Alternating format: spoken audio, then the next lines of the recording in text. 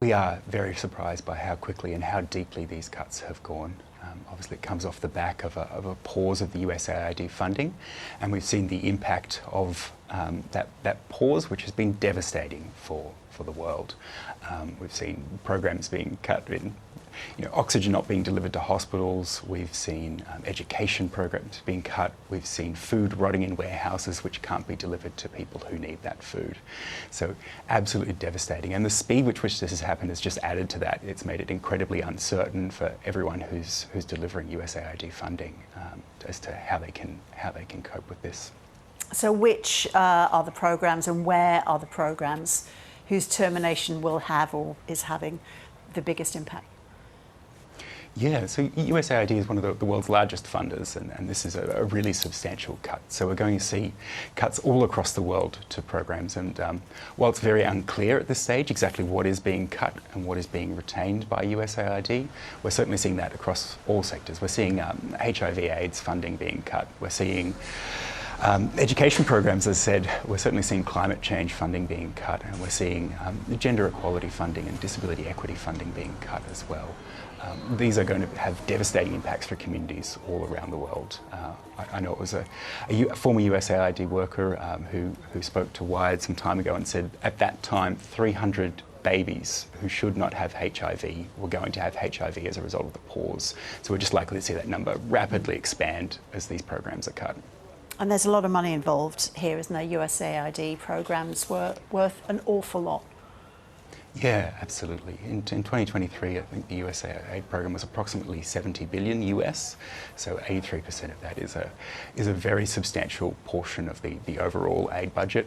I'm trying to do sums in my head as I speak, but roughly 20% of the overall aid budget in 2023. Again, it was more than US 200 billion that the entire overseas aid budget, and coupled with cuts that the UK has announced, cuts that Germany has already announced, cuts that the Netherlands and Belgium have also announced to their aid programs. This is going to have a really substantial impact, and it's an impact not just to the communities who are being affected, but also to the security of the world and the stability of the world. Aid is a massive preventative for disasters and unplanned people movements happening around the world, and so these cuts are going to have real substantial effects on all of the world, both those communities being affected, Australia, the US, the UK, everywhere. So 83% of USAID programs have been cut. Which are the ones then that avoided the chop? At this point, we're still unsure what exactly has and hasn't been cut.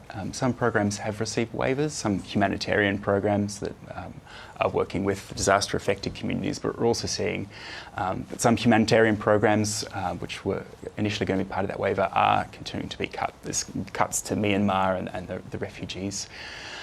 The food that's being delivered to refugees there in Cox's Bazar. So it's very unclear at this stage, and that's part of the difficulty. How do you plan for and mitigate the impacts that this is going to have when they're happening so suddenly and happening everywhere?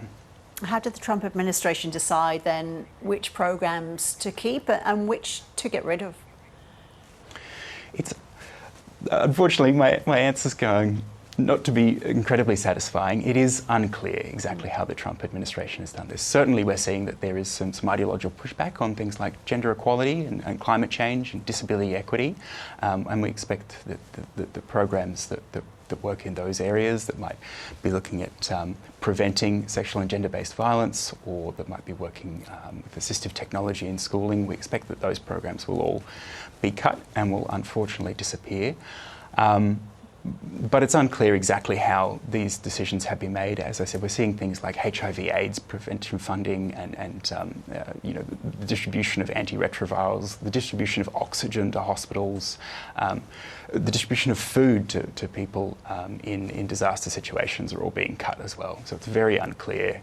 It's obviously very far-reaching, and it's having a massive impact. It's just uncertain. So the US has cut 83% of its AID projects. At the same time, you mentioned the UK and Germany are cutting their aid budget in order to spend more on defence in light of the Ukraine-US situation. So there's very little choice now as to where to go for these aid agencies to try and make up at least some of this shortfall and just keep going.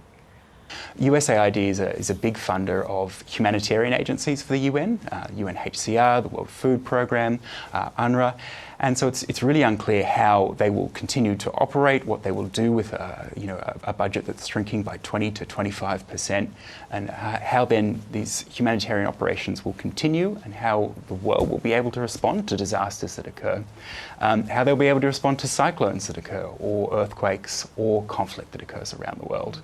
And as a result, we will all be less safe, and we will all be more impacted by these disasters as they happen.